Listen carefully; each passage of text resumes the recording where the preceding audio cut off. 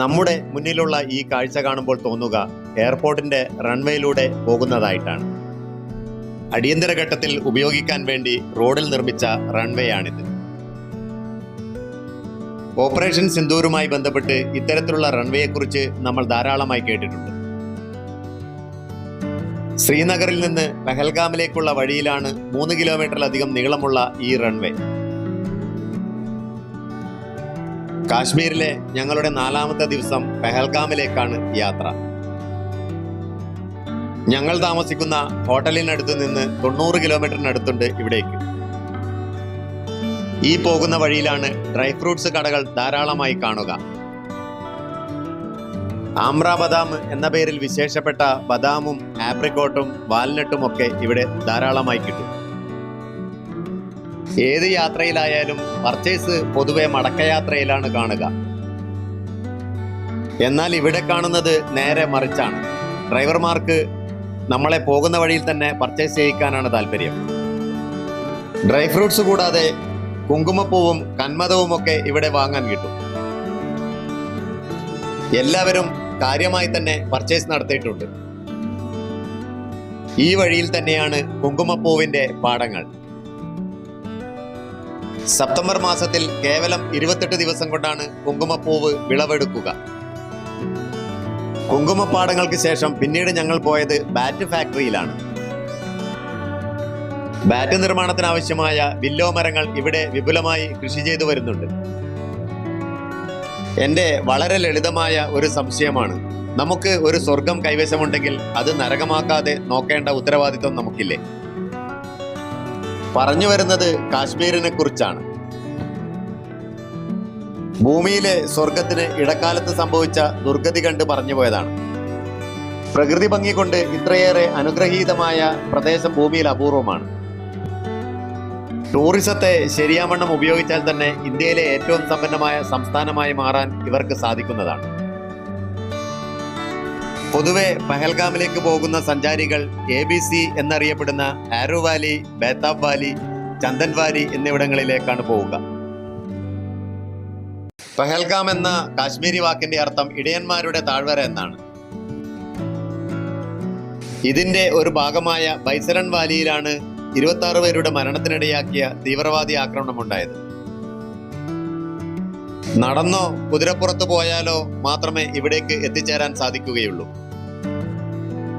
ഇന്ത്യയിലെ സ്വിറ്റ്സർലാൻഡ് എന്നാണ് ഈ താഴ്വര അറിയപ്പെടുന്നത്. എൻ്റെ ടീമിനെ ഞാനിതുവരെ ബൈസരൺ വാലിയിലേക്ക് കൊണ്ടുപോയിട്ടില്ല. പ്രായമായവരെ കുതിരപ്പുറത്ത് കയറ്റേണ്ട എന്നതാണ് അതിന് കാരണം. പഹൽഗാം അറ്റാക്കിന് 2 ആഴ്ച മുമ്പായിരുന്നു ഞങ്ങളുടെ കാശ്മീർ സന്ദർശനം.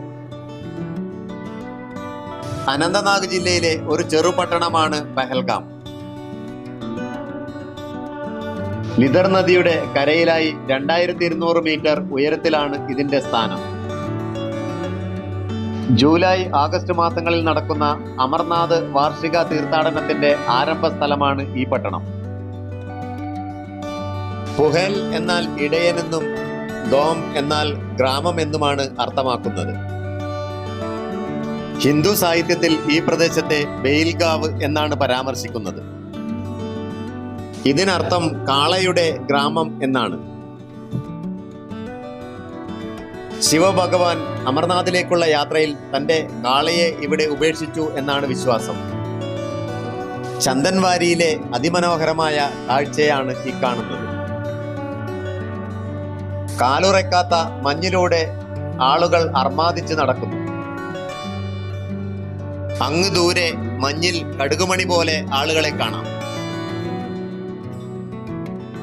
ചന്ദൻവാരിയിലും ഒട്ടേറെ തെരുവ് കച്ചവടക്കാർ ഉപജീവനം നടത്തുന്നുണ്ട്. ബേതാബ് എന്ന ഹിന്ദി സിനിമ ഷൂട്ട് ചെയ്തതിന് ശേഷമാണ് ഈ താഴ്വരക്ക് ബേതാബ് വാലി എന്ന പേര് വന്നത്. ഇവിടെ കാണുന്ന ഭാഗത്ത് ലിദർ നദി അല്പം ശാന്തതയിലാണ്. ബേതാബ് എന്തുകൊണ്ട് ഇവിടെ ഷൂട്ട് ചെയ്തു എന്നതിന് ഉത്തരം ഈ ദൃശ്യങ്ങളാണ്. മരങ്ങൾക്ക് പച്ചയിൽ നിന്ന് വ്യത്യസ്തമായ എന്തോ ഒരു നിറം. വിശാലമായി കിടക്കുന്ന നിരപ്പുള്ള സ്ഥലം. ഫോട്ടോഷൂട്ടിനും സെൽഫി എടുക്കാനുമുള്ള അതിമനോഹരമായ ഫ്രെയിമുകൾ. 50 രൂപ കൊടുത്താൽ കൂളിംഗ് ഗ്ലാസ് വെച്ച നല്ല വെള്ള നിറത്തിലുള്ള ലഡാക്കി മുട്ടനാടിനൊപ്പം ഒരു ഫോട്ടോ എടുക്കാം. 200 രൂപ കൊടുത്താൽ കാശ്മീരി വേഷത്തിൽ കുടമൊക്കെ പിടിച്ച് നല്ലൊരു ഫോട്ടോഷൂട്ട് നടത്താം.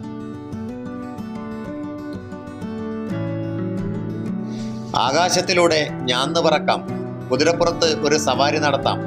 ആക്ടിവിറ്റീസ് ഒരുപാടുണ്ട് ഇവിടെ. ലിദർ നദി ഇവിടെ നുരഞ്ഞ് പതഞ്ഞ് കുത്തിയൊഴുകുകയാണ്.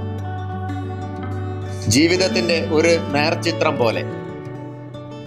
ശാന്തമായ ജീവിതം എത്ര പെട്ടെന്നാണ് രൂപം മാറുക എന്ന് പറയാനാവില്ലല്ലോ.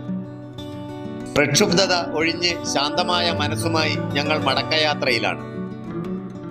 ഇന്നത്തെ വീഡിയോ ഇഷ്ടമായെങ്കിൽ സബ്സ്ക്രൈബ് ചെയ്യുക, ഷെയർ ചെയ്യുക, ലൈക്ക് ചെയ്യുക, കമന്റ് ചെയ്യുക. മറ്റൊരു വീഡിയോയുമായി വീണ്ടും കാണും വരയ്ക്കും ഗുഡ് ബൈ.